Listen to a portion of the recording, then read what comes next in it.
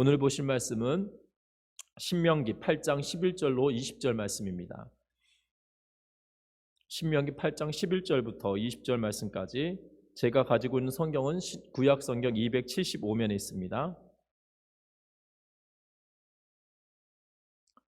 우리 합독하여 읽도록 하겠습니다. 같이 읽습니다. 대답하되 주여 없나이다. 죄송합니다. 다시 읽겠습니다. 신명기 8장 11절부터 20절 말씀까지입니다. 내가 오늘 내게 명령하는 여호와의 명령과 법도와 규례를 지키지 아니하고 내 하나님 여호와를 잊어버리지 않도록 삼갈지어다. 내가 먹어서 배부르도록 아름다운 집을 짓고 거주하게 되며 또 내 소와 양이 번성하며 내 은금이 증식되며 내 소유가 다 풍부하게 될 때에 내 마음이 교만하여 내 하나님 여호와를 잊어버릴까 염려하노라. 여호와는 너를 애굽 땅 종되었던 집에서 이끌어내시고 너를 인도하여 그 광대하고 위험한 광야 곧 불뱀과 전갈이 있고 물이 없는 간조한 땅을 지나게 하셨으며 또 너를 위하여 단단한 반석에서 물을 내셨으며 내 조상들도 알지 못하던 만나를 광야에서 내게 먹이셨나니 이는 다 너를 낮추시며 너를 시험하사 마침내 내게 복을 주려 하심이었느니라. 그러나 내가 마음에 이르기를 내 능력과 내 손의 힘으로 내가 이 재물을 얻었다 말할 것이라. 내 하나님 여호와를 기억하라. 그가 내게 재물 얻을 능력을 주셨음이라. 이같이 하심은 내 조상들에게 맹세하신 언약을 오늘과 같이 이루려 하심이라. 내가 만일 내 하나님 여호와를 잊어버리고 다른 신들을 따라 그들을 섬기며 그들에게 절하면 내가 너희에게 증거하노니 너희가 반드시 멸망할 것이라. 여호와께서 너희 앞에서 멸망시키신 민족들 같이 너희도 멸망하리니 이는 너희가 너희의 하나님 여호와의 소리를 청종하지 아니함이니라. 아멘. 여러분들 자막의 영상이 이 성경이 잘못 기록되어져 있을 텐데요. 죄송합니다. 오늘 보시는 말씀은 신명기 8장 11절부터 20절입니다. 구약 성경 신명기 8장 11절부터 20절 말씀까지 연두 보시면 되겠습니다. 오늘 말씀의 제목은 은혜 속에 하나님과 동행하려면이라는 제목으로 말씀을 나누려고 합니다. 아프리카에 서식하는 뱀잡이 술이라고 하는 독수리과의 새가 있습니다. 하늘 높이 날다가 먹이를 발견하면 쏜살같이 내려와서 낚아채는 맹금류입니다. 이 새가 내려와서 땅에서 먹이를 먹고 있다가 사자나 표범 같은 맹수의 습격을 받아 잡아먹히기 일쑤라고 합니다. 맹수가 나타나면 이 새는 뛰기 시작합니다. 당황한 나머지 자기가 날 수 있다는 것을 망각하였기 때문이라고 합니다. 자신의 힘으로 분명히 날 수 있음에도 불구하고 사자나 이 표범과 같은 맹수가 등장하였으면 그냥 날아오르면 될 텐데 당황한 나머지 날 수 있다는 사실을 망각하여서 표범이나 사자나 맹수에 의하여서 잡아먹히는 일들이 종종 있다고 합니다. 자신의 힘으로 세상을 이겨보겠다는 것은 그 자체가 어리석은 일입니다. 우리가 은혜를 입은 하나님의 백성이기에 이 땅의 삶을 살아갈 때 하나님의 은혜 아니면 우리가 세상을 이길 수 없다는 사실입니다. 그리고 하나님을 잊어버린다라면 세상에 잠식되어지고 잠식될 뿐만 아니라 결국 이스라엘 백성들처럼 가나안 땅에 살았지만 아수르와 바벨론에 의하여서 멸망당하였듯이 결국 흩어져 버리게 된다는 사실입니다.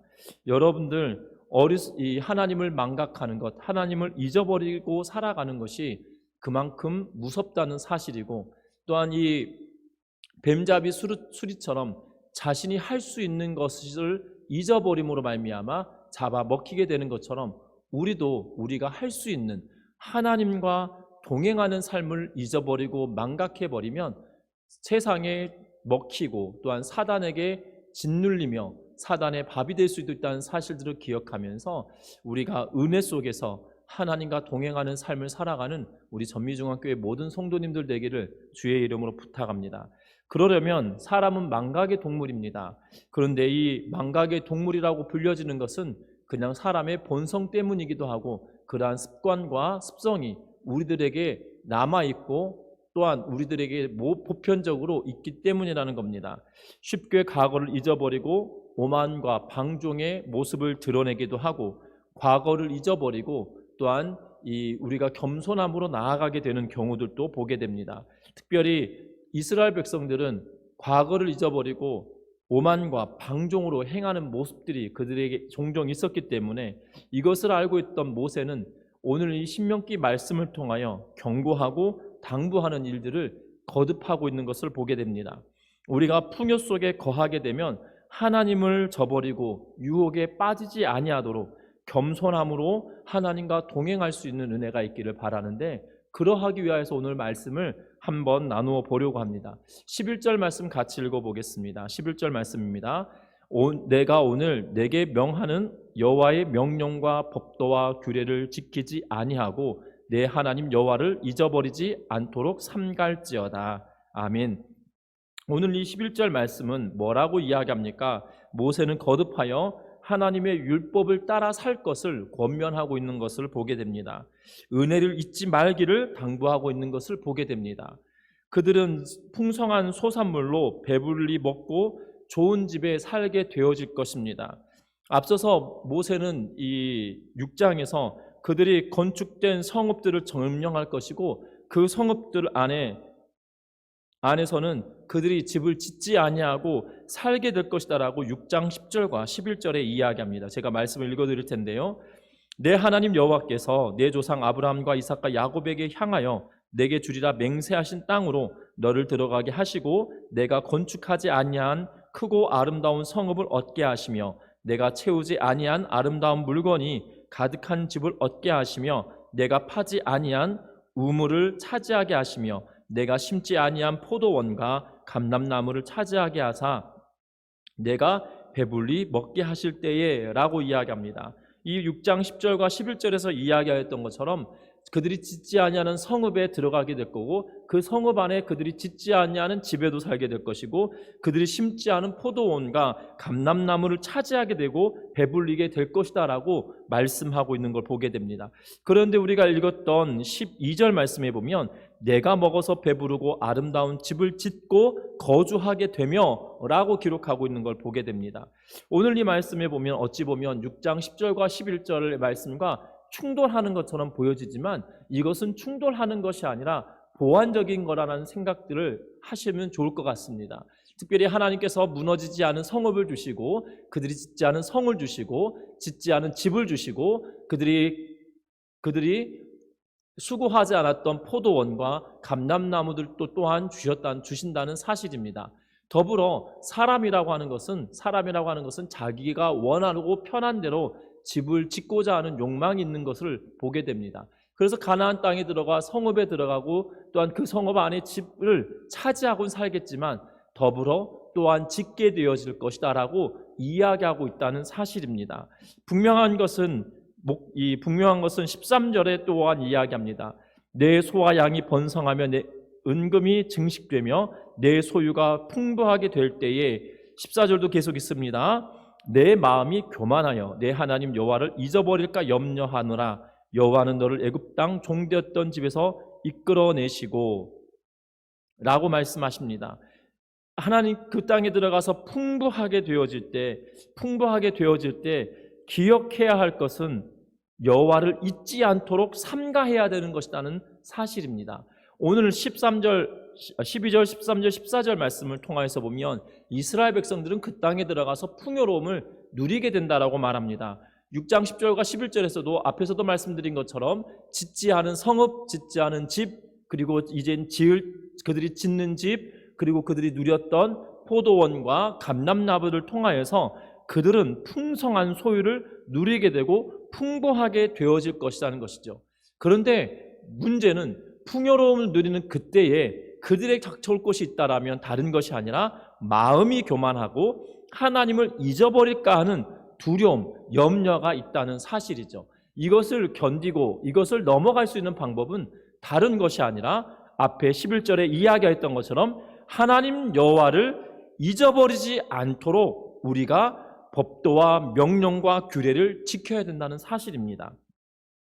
하나님의 은혜를 잊지 않기 위하여 말씀과 규례와 법도를 지키다, 그리고 그것을 잊지 말라라고 말씀하고 계시는 것을 보게 되는데, 저와 여러분들에게도 하나님께서 풍요로운 삶을 허락하신 그때에 우리가 놓쳐서는 되지 않는 것이 있다라면 바로 하나님의 율례와 규례와 법도를 지키고 순종함으로 말미암아 하나님 여호와를 잊지 아니하도록 우리의 삶을 드러내야 된다는 것을 기억하시기를 주의 이름으로 부탁합니다. 사람들은 풍요로움을 누리면 마치 자신이 그것을 누린 것처럼, 자신이 그것을 만든 것처럼 여겨질 수 있어서 교만이 찾아오고 하나님을 잊어버리는 그러한 일들을 보게 된다는 것이지요.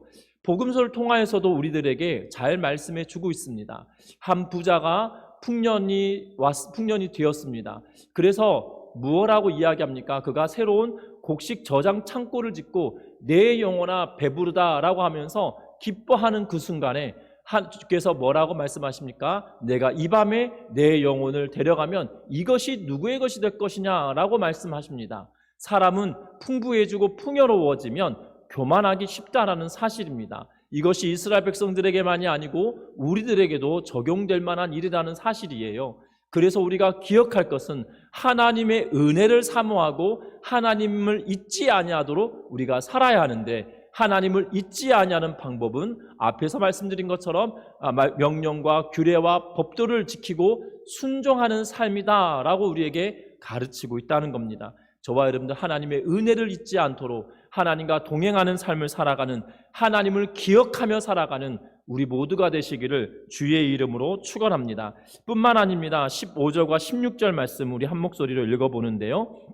너를 인도하여 그 광대하고 위험한 광야 곧 불뱀과 전갈이 있고 물이 없는 간조한 땅을 지나게 하셨으며, 또 너를 위하여 단단한 반석에서 물을 내셨으며 내 조상들도 알지 못하던 만나를 광야에서 내게 먹이셨나니 이는 다 너를 낮추시며 너를 시험하사 마침내 내게 복을 주려 하심이었느니라. 아멘. 오늘 이 말씀에 보면 광야길을 하나님께서 걷게 하셨던 사실들을 다시 한번 상기시켜주고 있는 것을 보게 되어집니다.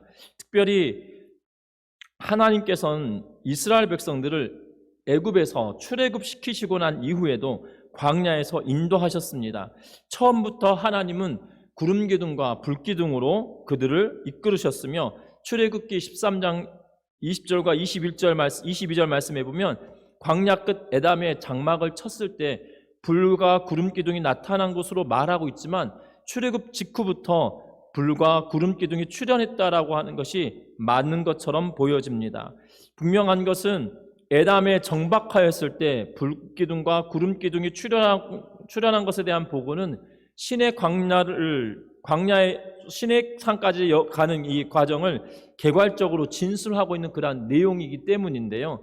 분명한 것은 이 신의 산을 기점으로 이스라엘 백성들의 광야 여정은 이 크게 두 장면으로 나누어집니다. 약 한 달 반쯤, 다시 말하면 1월 14, 15일에 출발을 하여서 나옵니다. 그리고 시내산에 도착할 때가 언제입니까? 세 번째 달 첫날에 도착하였음을 성경은 이야기하고 있는 걸 보게 됩니다. 그러면 이 1월 14일에 유월절 의례를 치르고 1월 15일에 출발하여서 3월 1일에 그곳에 시내산에 도착하게 되어지는데요. 그러고 보면 이 석 달 되던 날이다, 석달 되던 때라고 하기 때문에 우리는 3달 정도 생각할 수 있지만 날수로 따져보면 한 달 15일 정도, 한 달 반 정도 되는 그러한 기간에 도착하게 되어집니다. 그리고 시내산에서 1년 정도 체류하게 됩니다. 그리고 남은 38년의 긴 기간은 이 광야를 이렇게 여행하는 그러한 과정 가운데 있는데, 그런데 우리가 놀라운 것은 이 1월 14일 밤에 유월절을 지내고 난 이후에 출애굽한 여정부터 시작하여서 시내산에 이르는 그 한 달 반의 과정이 남은 40년의 광야 생활의 모든 압축하여서 보여주고 있는 맛보기와 같은 시식 코너와 같은 것처럼 보여집니다. 왜냐하면 홍해를 건너고 난 이후에 그들이 무엇 때문에 불평하기 시작합니까? 먹는 것, 마시는 것, 그리고 아말렉과의 전쟁 등을 통하여 그들이 불평하고 또한 하나님을 대적하였던 일들이 끊임없이 등장하는 일들이 바로 여기 한 달 반 동안에 다 드러나고 있다는 사실이죠. 그리고 이 한 달 반의 경험이 그냥 끝난 것으로 아니라 시내산에서 하나님께 예배하고 성막을 짓고 그러한 일은 하였다 할지라도 38년의 기간 동안 똑같은 모습으로 물이 없음을 먹을 것 때문에 불평하고 길 때문에 불평하고 그래서 불뱀으로 인하여서 어려움을 당하는 사건도 보게 되어진다는 사실이죠.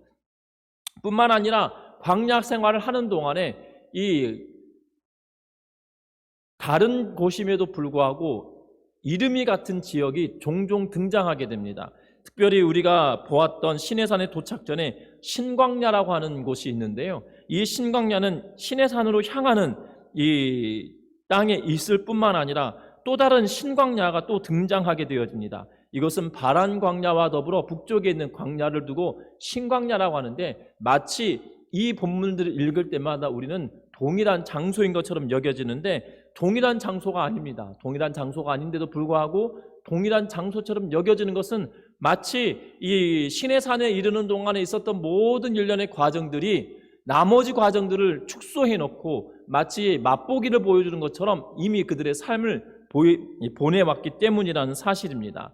여러분들 잘 아셔야 되는 것은 하나님께서 그냥 그들을 광야길로 내모시고 반석에서 물을 내셨던 이유는 다른 것이 아니셨다는 거죠. 오늘 16절에 보니까 뭐라고 이야기합니까? 이는 다 너를 무엇하기 위하여 낮추시고 너를 시험하셔서 마침내 무엇하기 위하여 하셨다는 것입니까? 내게 복을 주기 위하여 이 모든 일을 하셨다라고 우리에게 말씀하고 계시는 것을 보게 됩니다. 결국 하나님께서는 그들에게 놀라운 복을 허락하여 주시기 위하여 그들의 마음 상태에 그들이 의지해야 할 것이 무엇인지 그들이 경험해야 될 것들을 다 경험하게 하시고 그들의 그릇을 넓히셔서 하나님께서 그들에게 복 주시기 위한 과정으로 그들이 있었다는 것이지요. 여러분들 그렇다면 우리는 기억해야 합니다. 우리들에게 풍요를 주시는 주체가 누구시냐는 거죠. 이스라엘 백성들이 광야 생활을 하는 동안에 여러분들 지난주에도 보셨지만 광야길을 걷는 동안에 그들이 신발이 떨어지지 아니하도록 옷이 의복이 떨어지지 아니하도록 먹을 것이 없어서 굶주리지 아니하도록 만드시지 않았다는 거예요. 여러분들 의복도 또한 신도 먹을 것도 풍성하게 그들이 마치 노예 생활하였던 그들의 때를 벗기셨던 것처럼 마치 아름답게 지나갈 수 있도록 40년 동안의 품위를 유지할 수 있도록 신발도 옷도 하나님은 때에 따라 공급하시고 채워주셨음을 분명하게 이야기하고 있다는 사실이에요. 이스라엘 백성들이 노예 생활하는 동안에 많은 것을 먹었을까요? 좋은 것만 먹었을까요? 아니라는 거죠. 그럼에도 불구하고 이스라엘 백성들을 불평하는 그 순간에도 하나님은 그들에게 만나와 메추라기를 통하여서 그들에게 먹을 것을 공급하여 주셨다는 사실입니다. 여러분들 그 하나님이 복의 근원이시고 그 하나님이 풍요로움을 주시는 주체시라는 사실이에요. 그것을 잊어버리면 그들에게는 아무것도 아니란 사실입니다. 그들에게는 결국 복을 주기 위한 과정으로 하나님께서 이 모든 일들을 행하셨는데 복을 주시는 주체이시기에 풍요로움의 주관자이시기에 이 모든 일들 가운데 하나님이 행하셨는데 그것을 잊어버리면 우리는 아무것도 아니라는 사실이에요. 그래서 우리가 기억할 것은 풍요로움을 경계하는데 무엇을 경계해야 하느냐? 바로 이 풍요로움은 하나님께서 주셨다는 사실을 믿고 나아가야 된다는 거예요. 우리는 근데 오해합니다. 풍요로움은 마치 세상이 주는 거다라고 착각할 때가 있어요. 세상이 주는 것처럼 보여집니다. 그러나 그것이 아니에요. 하나님이 우리에게 필요한 대로 채워주시고 먹여주시고 입혀주시는 이심을 우리가 믿고 나아가는 은혜가 있기를 바랍니다. 풍요로움은 세상이 주는 것이 아니라 풍요로움은 주체는 결국 하나님 아버지이심을 믿고 나아가는 우리 성도님들 되시기를 주의 이름으로 부탁드립니다. 모든 것이 하나님의 은혜로 되어졌습니다. 풍요를 주신 이가 하나님이시기에 주체를 헷갈려 하지 아니하고 경계하며 하나님이 우리에게 모든 것을 주신 이심을 믿고 나아가는 은혜가 있기를 주의 이름으로 부탁드립니다. 뿐만 아닙니다. 오늘 읽었던 17절 말씀에 보면 이렇게 이야기합니다. 그러나 내가 마음에 이르기를 내 능력과 내 손의 힘으로 내가 이 재물을 얻었다 말할 것이라.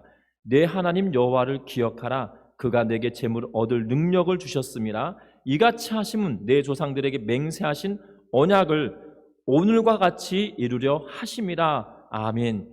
여러분들을 기억해야 합니다. 17절에 뭐라고 이야기합니까? 우리의 마음에 내 능력과 내 손으로 이 모든 재물을 내가 얻었다라고 말할 수도 있을 거라고 이야기합니다. 그때에 뭐라고 말합니까? 여호와를 기억해라. 여호와를 기억해라. 그가 내게 재물을 얻을 능력을 주셨다라고 말하면서, 그러면서 뭐라고 이야기합니까? 이것은 너의 조상들과 맹세하신 언약 때문에 오늘날 너에게 준 거다라고 말하고 있는 거예요. 지금 내가 내 능력과 내 힘으로 된 것이 아니다. 너의 조상들과 하나님이 맺었던 그 언약 때문에 너에게 주는 거야. 너가 어떠한 능력이나 너가 어떠한 힘이 있어서 하나님께서 너에게 주신 것이 아니라 단순히 너의 조상들에게 약속하셨던 것을 그냥 그 약속을 이행하고 계시는 것이다 라고 말하고 있다는 사실이에요.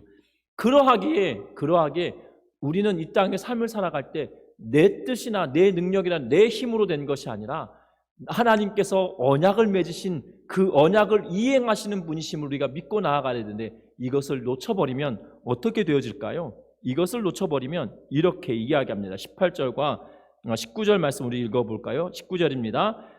내가 만일 내 하나님 여호와를 잊어버리고 다른 신을 따라 그들을 섬기며 그들에게 절하면 내가 너희에게 증거하노니 너희가 반드시 멸망할 것이라. 20절도 읽습니다. 여호와께서 너희 앞에서 멸망시키신 민족들 같이 너희도 멸망하리니 이는 너희가 너희 하나님 여호와의 소리를 청종하지 아니함이니라. 여러분들 기억해야 합니다. 너희가 반드시 멸망당할 것이다 라고 말합니다. 너희가 멸망시켰던, 너희 앞에서 멸망시키신, 여호와께서 멸망시키신 다른 민족들처럼 너희도 멸망당할 것이다 라고 경고하고 있다는 사실이에요. 저와 여러분들 기억해야 합니다. 우리는 망각의 사람들이, 망각의 동물이다라고 말씀을 드렸는데요. 그러나 중요한 것은 우리가 하나님의 말씀까지도 잊어서는 되지 않는다는 사실입니다. 교만해질 것을 염려해서 다시 한번 이스라엘 백성들에게 말하고 요구하는 것은 다른 것이 아니라 너희 마음이 높아지고 능력으로 내 손으로 했다라고 부를 일으켰다라고 말할 것인데, 그때 하나님께서 이 능력을 주셨고 그리고 이것은 우리 조상들로 인하여서 주어진 약속을 이행하신 것이다라는 것을 잊어버리면 되지 않을 뿐만 아니라 너희가 그것을 잊어버리고 하나님을 섬기지 않으면 너희 앞에서 당하였던, 멸망당하였던 민족들처럼 너희가 멸망당할 거야 라고 하신 것을, 경고를 반드시 새겨 들어야 한다라고 말씀하고 있다는 사실이에요.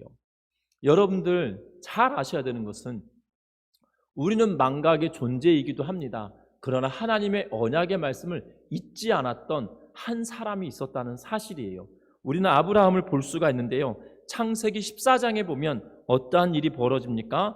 소돔과 고모라가 이 북방으로부터 내려왔던 연합군에 의하여서 전쟁에서 패배하게 됩니다. 그래서 소돔과 고모라 성에 있는 많은 사람들이, 또한 많은 재물들이 끌려가게 되어지거든요. 그때 그의 아브라함의 조카 롯도 같이 끌려가게 되어진 것을 보게 됩니다. 그때 아브라함이 그의 조카 롯을 구하기 위하여서 그의 가병과 또한 그와 함께하였던 동맹을 맺었던 사람들과 더불어 단까지, 그리고 이 다메섹까지 올라가서 전쟁을 치르게 되어지는 것을 보게 됩니다.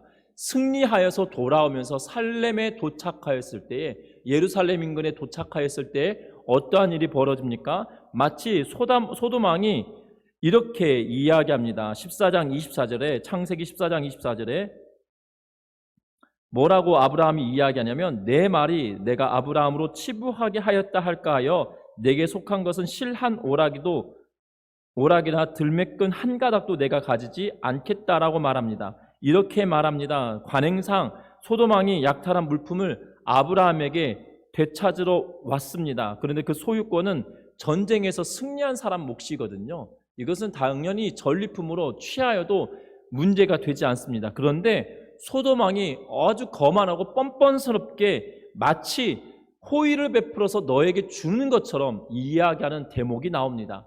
그때 아브라함은 뭐라고 이야기합니까? 다른 걸로 말하는 것이 아니라 오늘 보았던 것처럼 내가 너의 물건 하나도 받지 않겠다. 나와 함께한 동맹을 맺었던 이 사람들의 몫은 내버려 두고 내 것은 취하지 않겠다라고 말합니다. 더불어 뭐라고 말합니까? 네 말이 내가 아브라함으로 치부하게 했다 할까봐 나는 그것을 하나도 받지 않겠다. 실 한 오라기도 그리고 들매끈 한 가닥도 내가 취하지 않겠다라고 그렇게 말하고 있는 걸 보게 됩니다. 왜 그랬습니까?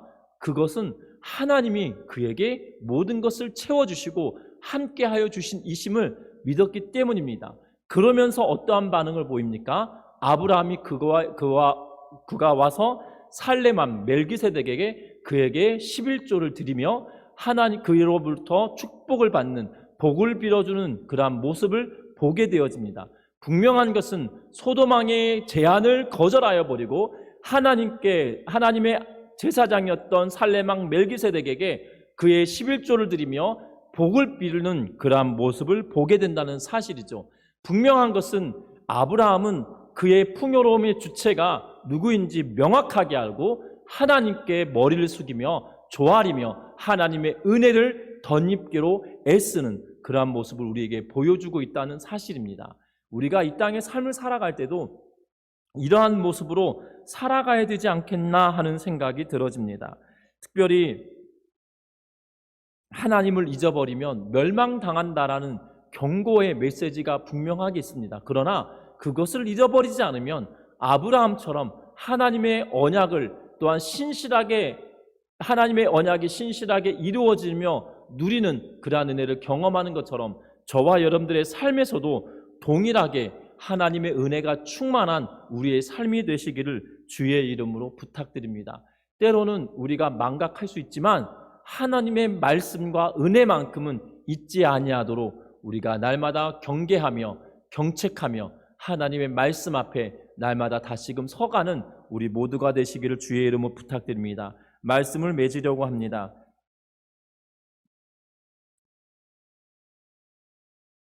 풍요는 언제든지 신앙의 덫이 되거나 독이 될 수 있다는 사실입니다. 여러분들 그러하기에 오늘 말씀처럼 복을 주신 하나님을 기억하고 말씀으로 마음을 지키는 것이 우리의 영혼을 보존하는 길이라는 사실입니다.